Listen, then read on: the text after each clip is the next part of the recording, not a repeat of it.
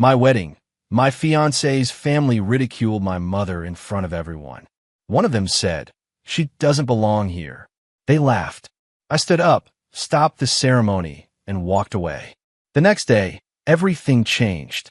But before I begin, please like and subscribe to the channel.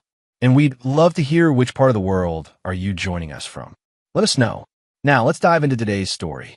John Calder stood at the edge of the reception hall, watching his mother smooth the fabric of her navy dress for the third time in as many minutes. The gesture was small, almost invisible to anyone who didn't know her, but John recognized it immediately. The nervous tell of a woman who'd spent her entire life making sure she looked presentable on a budget that rarely allowed for it. The renovated lakeside lodge near Alum Creek was beautiful in its simplicity. Exposed wooden beams crossed overhead, and through the wall of windows behind the head table, the water caught the late afternoon sun in fractured gold. John had chosen this place specifically because it felt honest. No marble columns, no chandeliers dripping with crystal, just clean lines and natural light, the kind of space that didn't pretend to be something it wasn't. He'd paid for all of it himself. Every deposit, every vendor invoice, every negotiation with the caterer who tried to upsell him on premium liquor packages he didn't need. Kendra had wanted something bigger, something in the city with valet parking and a string quartet, but John had held firm. This was his wedding too, and he wasn't starting his marriage drowning in debt to impress people he barely knew. His mother, Janice Calder, sat alone at a table near the back.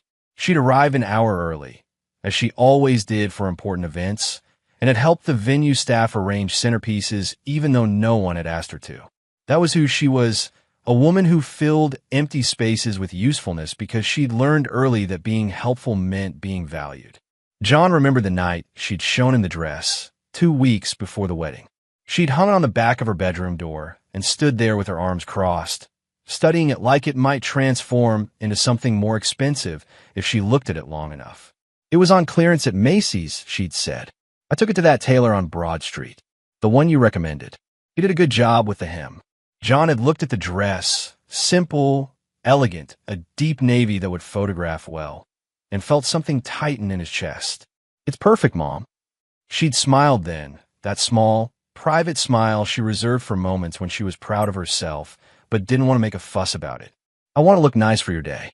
Now, watching her sit alone while Kendra's relatives formed a tight cluster 3 tables away, John felt that same tightness return. But it wasn't pride this time.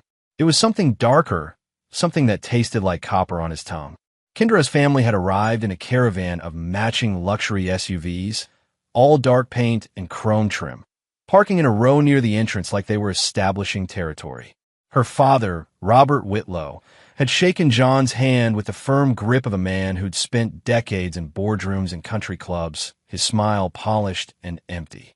Her mother, Patricia, had air-kissed John's cheeks and immediately begun rearranging the seating chart, moving nameplates with manicured fingers as though the venue coordinator had made some sort of amateur mistake. They'd barely acknowledged Janice when she'd introduced herself. Robert had offered a curt nod. Patricia had glanced at Janice's dress, taking in the discount store fabric and the self-tailored hem, and her smile had thinned into something that wasn't quite a smile at all. "How lovely," Patricia had said, the words weighted with meanings John couldn't quite parse but felt in his gut. Janice had straightened her shoulders and thanked her anyway. John had grown up in Millstone, Ohio, a town small enough that everyone knew your business and remembered your mistakes long after you'd moved past them. His father had died when John was 14, a highway accident on Route 23, a patch of black ice, and a semi-truck that hadn't seen him in time. After that, it had been just John and his mother in a 2-bedroom rental on the east side of town, where the houses leaned slightly toward each other and the street had more potholes than asphalt. Janice had worked 2 jobs to keep them afloat. Days at Millstone Meadows Nursing Home, where she helped elderly residents bathe and dress and remember the names of children who'd stopped visiting. Nights cleaning offices downtown, vacuuming corporate carpets, and emptying trash bins while the rest of the town slept. She'd never missed a parent-teacher conference, never forgotten a permission slip, never asked anyone for help, even when the electricity bill came due and the cupboards were nearly empty. Respect is earned quietly, she told John once, when he was 16 and angry about the whispers he'd heard at school. Whispers about the scholarship kid whose mother cleaned toilets for a living. People can take a lot of things from you. They can't take your dignity unless you hand it to them. John had carried that lesson into adulthood. Through college, where he'd worked campus security on weekends to pay for textbooks.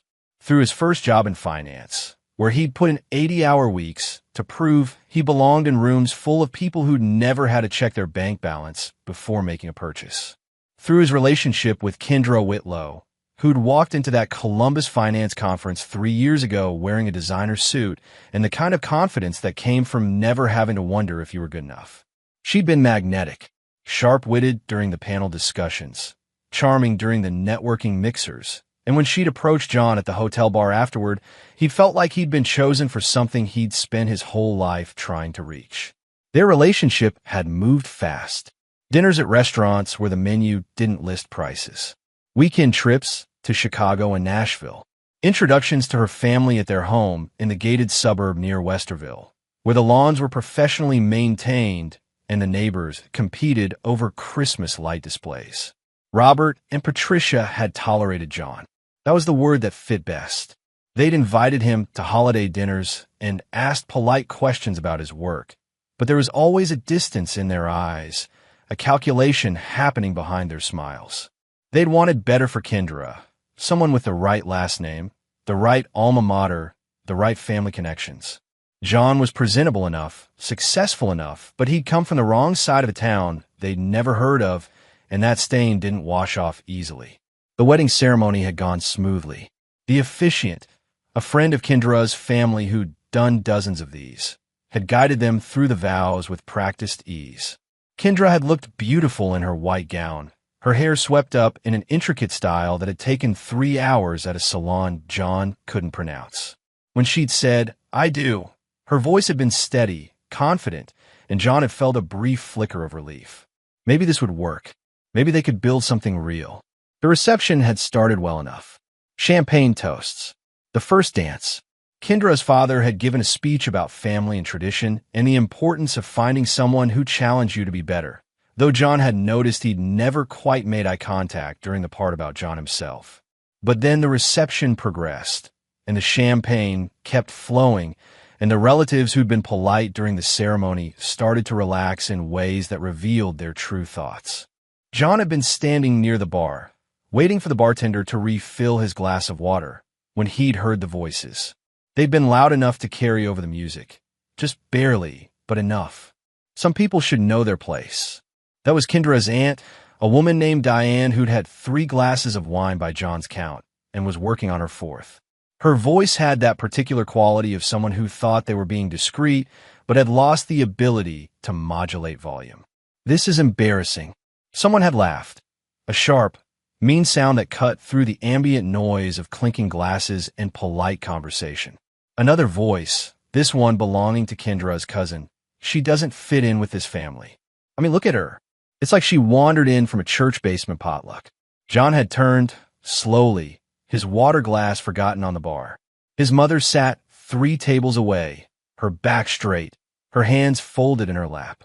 She was staring at her plate, at the half-eaten salmon and untouched risotto, and her face was carefully neutral, the way it got when she was absorbing hurt and refusing to show it.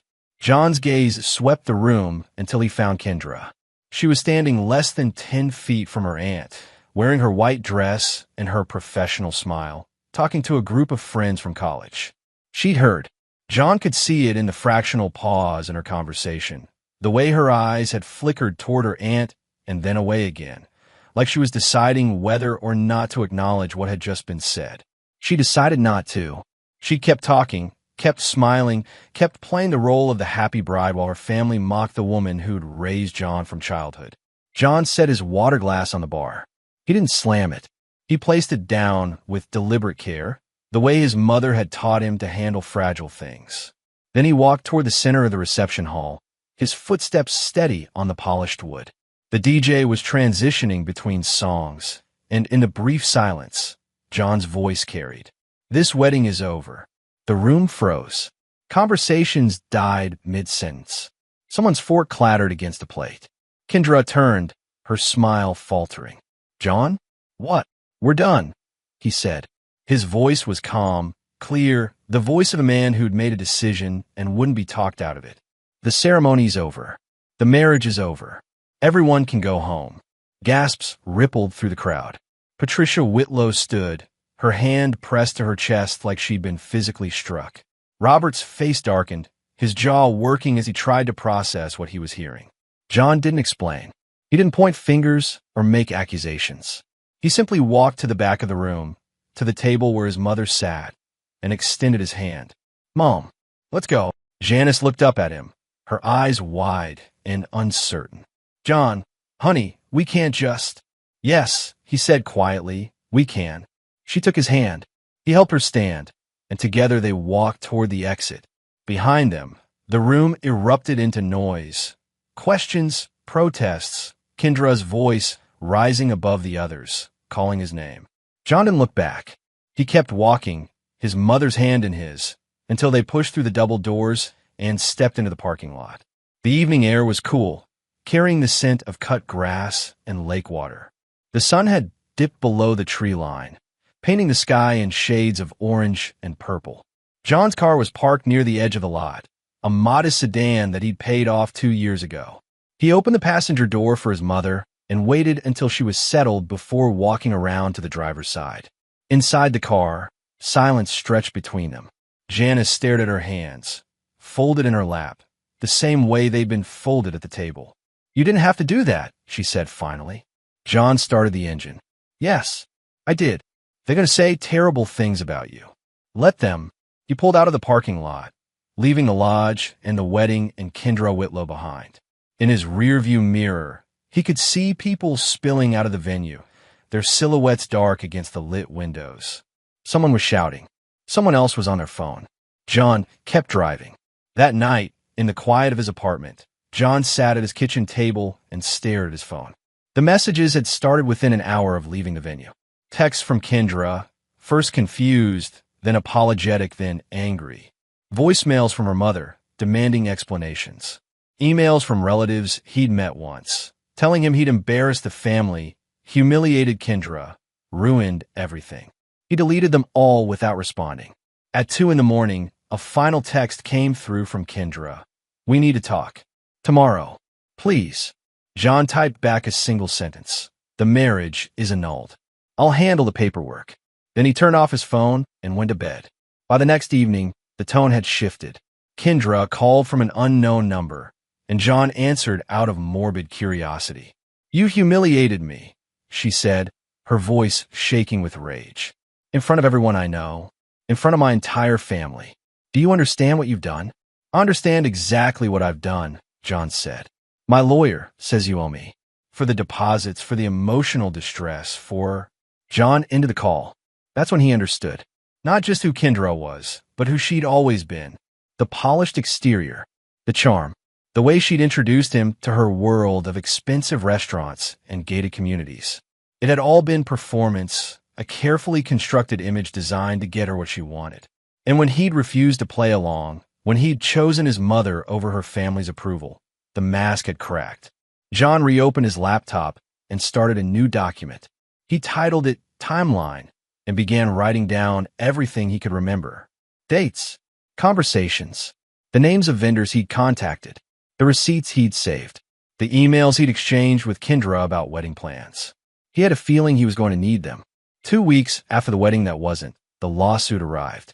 John had been at work when the process server found him, emerging from the elevator on the 14th floor of the office building where John managed investment portfolios for mid-sized companies.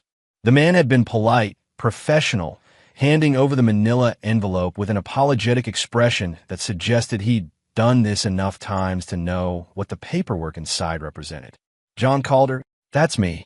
You've been served. Have a good day." John had waited until he was back in his office before opening the envelope. Inside, 43 pages of legal language outlined Kendra Whitlow's civil suit against him. She was claiming emotional distress, reputational harm, and financial damages tied to the canceled wedding. Her lawyer had itemized everything: the venue deposit she claimed to have contributed to, the cost of her dress, the emotional toll of public humiliation, even the theoretical lost wages from having to take time off work to recover from the trauma.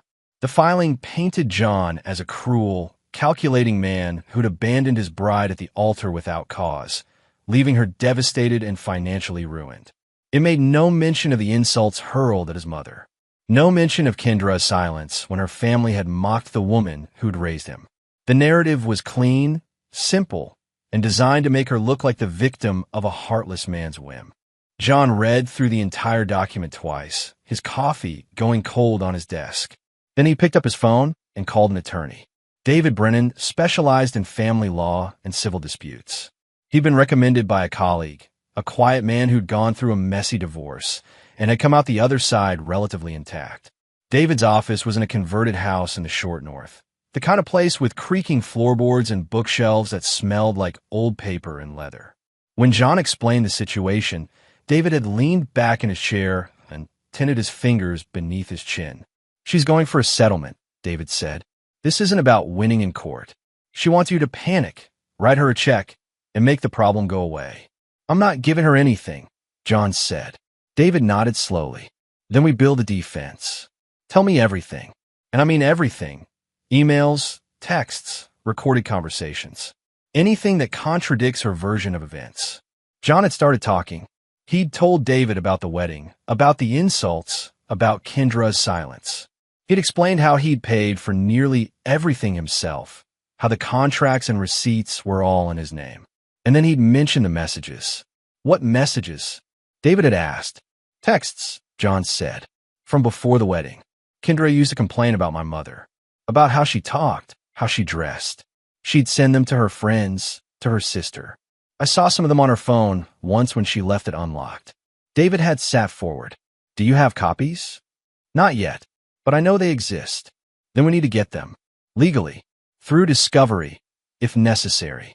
If she's painting herself as the victim and you have evidence that she was disparaging your family before this happened, it changes the entire narrative." Over the following weeks, John began the slow process of documentation. He pulled bank statements showing every payment he'd made for the wedding. He requested copies of contracts from vendors, all signed in his name. He dug through his own phone, finding screenshots he'd taken months ago, screenshots of Kendra's text that he'd saved on instinct, some part of him recognizing even then that her words about his mother weren't just casual complaints, but reflections of something deeper. One screenshot showed a conversation between Kendra and her sister. "Kendra, his mom is coming to the dress fitting. Kill me now. Sister, why is she even involved? It's not her wedding. Kendra, I wish his mom wouldn't show up. She ruins everything." Another showed Kendra texting a college friend. "Kendra, dinner with his mom tonight. Pray for me." The woman orders the cheapest thing on the menu and then wants to split the check. It's mortifying. And another, sent to her cousin. "Kendra, why does she have to talk about her nursing home job at every family event? Nobody cares about bedpans and dementia patients. Read the room." John stared at the messages, his jaw tight. He'd known Kendra had been uncomfortable around his mother. He'd sensed the tension, the way Kendra would steer conversations away from topics his mother brought up, the way she'd always found an excuse to cut visits short. But seeing it spelled out in stark text, the disdain, the embarrassment, the casual cruelty, made something harden inside him.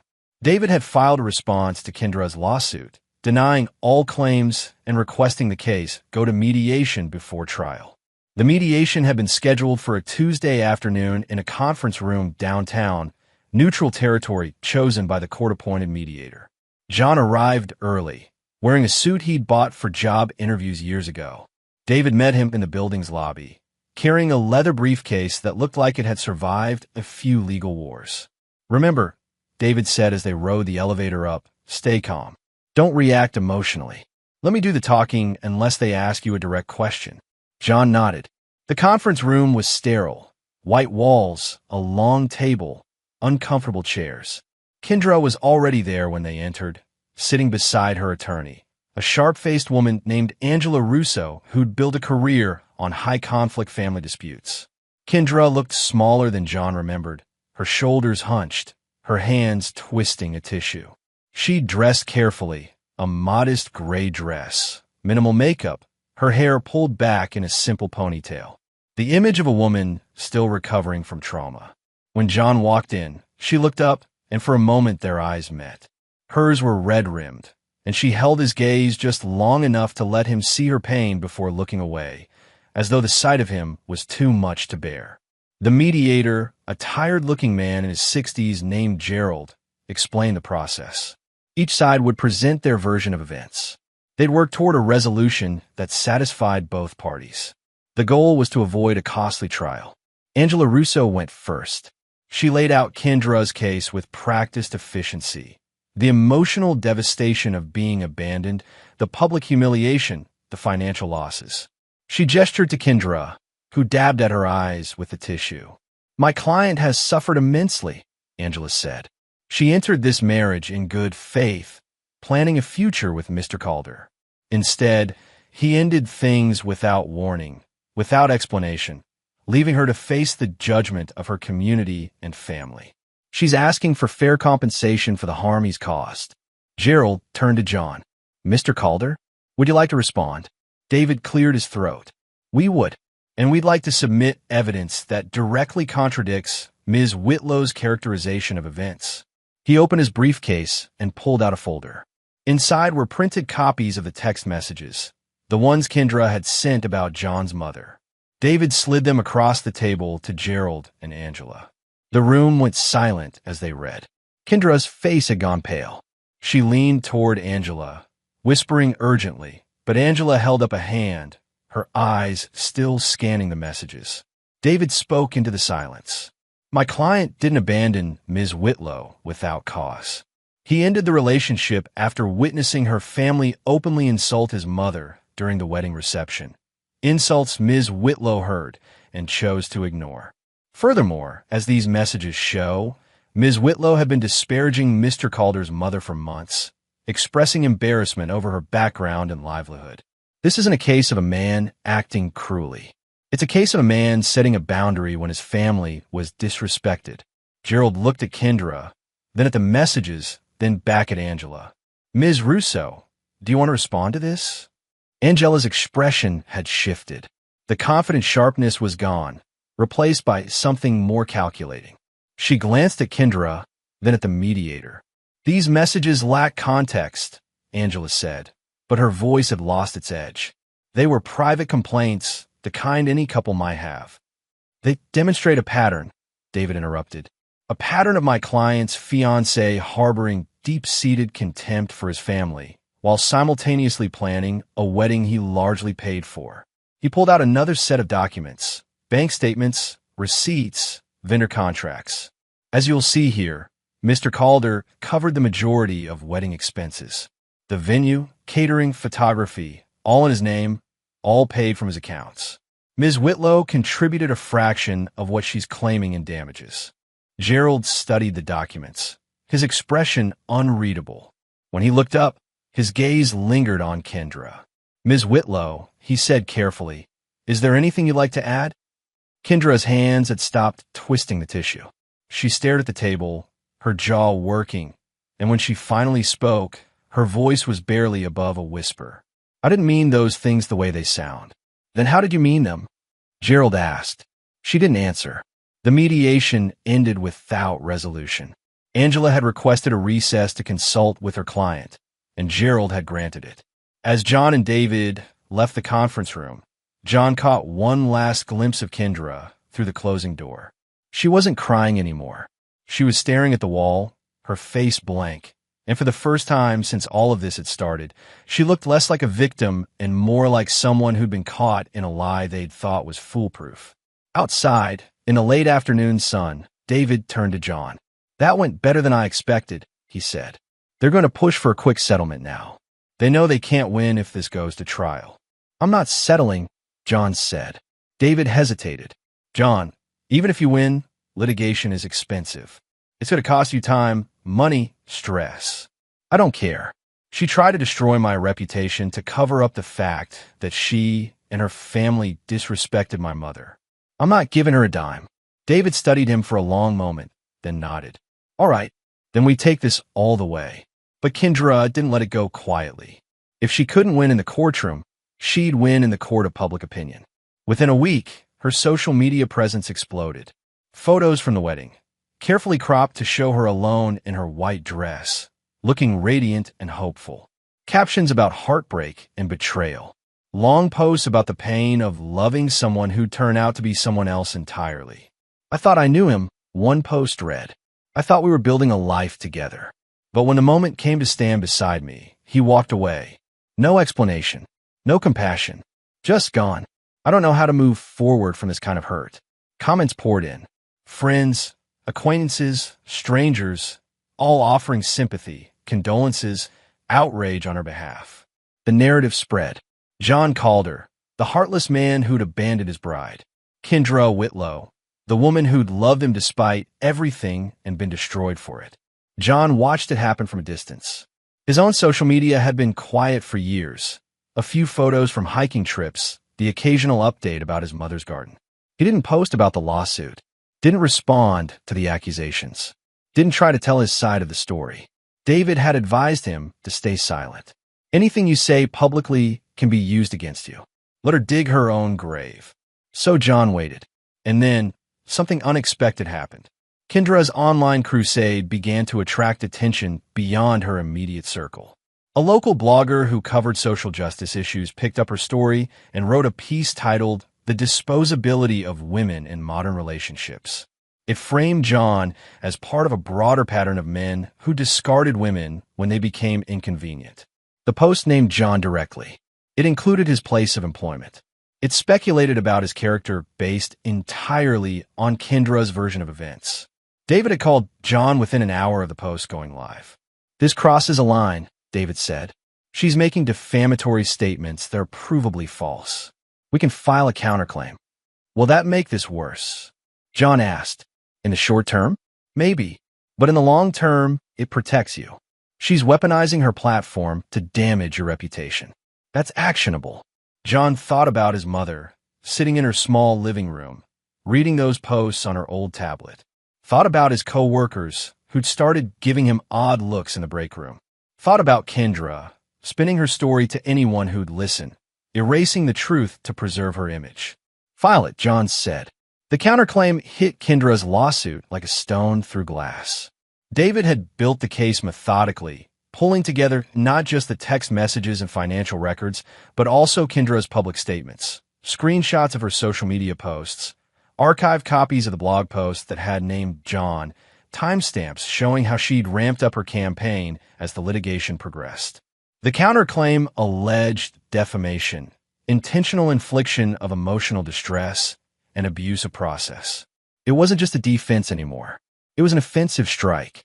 John hadn't expected the speed of the fallout. Within days of the counterclaim being filed, Kendra's employer took notice.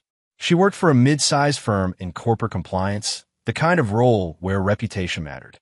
Companies hired compliance officers to avoid risk, to make sure their operations stayed clean and above scrutiny.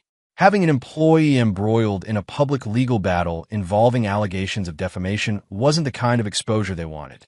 John heard about it secondhand, through a mutual acquaintance who worked in the same industry. Kendra had been placed on administrative leave, pending an internal review. The firm needed to assess whether her conduct, both the lawsuit and the public statements, reflected poorly on their brand. John felt no satisfaction hearing the news. He felt nothing, really, except a distant sense of inevitability. Actions had consequences. Kendra had built her case on lies and public shaming, and now the foundation was crumbling. A week later, she was let go. The news came through David, who'd received a call from Angela Russo requesting an emergency meeting. They met at a coffee shop near the courthouse, neutral ground again, and Angela had been blunt. "My client's situation has changed," she'd said. "She's no longer employed, and the legal fees are becoming untenable for her family. We'd like to discuss settlement terms." David had folded his hands on the table. "We've been clear from the beginning. Mr. Calder isn't interested in settling. Even now, when she's lost her job, when she's struggling, whose fault is that?" David had asked quietly. "My client didn't file the lawsuit. My client didn't go online and make false accusations. Ms. Whitlow created this situation. She can end it by dropping her claims and agreeing to a non-disparagement clause. Angela had left the meeting without agreeing to anything, but John could sense the shift. Kendra was running out of options. The next move came from Robert and Patricia Whitlow. They'd called John directly, bypassing the lawyers, and asked to meet in person. John had agreed, curious to see how Kendra's parents would handle the mess their daughter had created. They'd chosen a restaurant in Westerville, upscale but not ostentatious, the kind of place where business deals were closed over steak and scotch. Robert and Patricia were already seated when John arrived, their faces carefully composed. "Thank you for coming," Robert said, standing to shake John's hand. His grip was still firm, but there was something defeated in his eyes. They made small talk for a few minutes, safe topics like the weather and traffic, before Patricia finally cut to the point. "This needs to stop," she said. Her voice was tight, controlled, but underneath, John could hear the strain. "The legal bills are piling up. Kendra's reputation is in tatters. Our family is being dragged through the mud. We're asking you, as someone we once welcomed into our home, to drop this. For everyone's sake." John took a sip of water, letting the silence stretch. Then he set the glass down and met Patricia's gaze. "You're asking me to drop my counterclaim. And Kendra will drop hers," Robert said quickly. "We'll call it even. Everyone walks away." "Everyone walks away," John repeated. "Except I didn't start this. Your daughter sued me for ending a marriage after I watched your family insult my mother. She went online and lied about me. She tried to destroy my reputation because I wouldn't let her destroy my family. And now that it's backfired, you want me to let it go. For peace." Patricia's expression hardened. "You humiliated her in front of everyone. You walked out of that wedding without giving her a chance to explain. Explain what?" John interrupted. His voice stayed level, but there was steel beneath it. "That your sister thought my mother didn't know her place? That Kendra stood there and said nothing while you all mocked the woman who raised me? What exactly should she have explained?" The table went silent. Robert stared at his menu. Patricia's jaw worked, but no words came out. "I didn't start this," John said again. "I'm just finishing it." He stood, left cash on the table for his untouched drink, and walked out. By late autumn, Kendra's social media had gone dark. The posts about heartbreak and betrayal had been deleted, replaced by a generic profile picture and a locked account. The blogger who'd written the piece calling out John's disposability had issued a quiet retraction buried at the bottom of their site, noting that new information had come to light, and they regretted any harm caused by the original post. John's co-workers stopped giving him odd looks. His inbox, which had been flooded with angry messages from Kendra's friends and relatives, went quiet. The lawsuit limped forward for a few more months, but it was clear to everyone involved that Kendra had lost. Angela Russo filed motions to dismiss portions of the original claim, trying to salvage what she could. David responded with additional evidence, more messages, more receipts, a timeline that made it impossible to see Kendra as anything other than someone who'd made a calculated decision to weaponize the court system and lost. Finally, in mid-December, Angela reached out with a formal settlement offer. Kendra would drop her lawsuit. She'd pay a portion of John's legal fees, not all of them, but enough to acknowledge that she'd been in the wrong. And she'd sign a non-disparagement agreement, promising never to speak publicly about John again. David had called John that evening, reading the terms over the phone. "It's as good as we're going to get without going to trial," David said. "If we push this further, she'll have nothing left to give. You'll win, but there won't be anything to collect." John thought about it. Thought about dragging Kendra into a courtroom, forcing her to sit through testimony and cross-examination, watching her answer questions about the messages she'd sent and the lies she'd told. There was a part of him, a small, dark part, that wanted that. Wanted to see her squirm under oath. Wanted to hear her admit in front of a judge and jury that she'd been wrong. But there was another part, larger and quieter, that was simply tired. Tired of the legal maneuvering, the paperwork, the constant weight of unfinished business. Tired of letting Kendra Whitlow occupy space in his thoughts. "Tell them we'll accept the settlement," John said. "On one condition. The non-disparagement agreement is mutual, but if she violates it, If she says one word about me publicly, posts one cryptic message, does anything to suggest she's still playing the victim, the settlement is void and we go back to court. That's enforceable, David said. I'll draft it. The papers were signed in January, almost exactly 1 year after the wedding that hadn't been. John met David at his office to review the final documents, and when he walked out onto the cold street afterward, he felt something shift inside him. Not relief exactly, more like the absence of pressure, the way your ears pop after a plane lands. It was over. John drove to Millstone that weekend, the roads gray and slushy with late-season snow. His mother's house looked the same as it always did, small, neat, the front porch swept clean. He let himself in with the key she'd given him years ago and found her in the kitchen, stirring a pot of soup on the stove. I wasn't sure you'd make it with the weather, she said, but her smile was warm as she hugged him. They ate dinner at her small table, the same one John had done homework at as a teenager.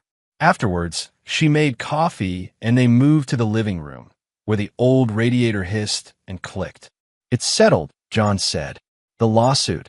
It's done. Janice nodded slowly, her hands wrapped around her mug. I'm glad.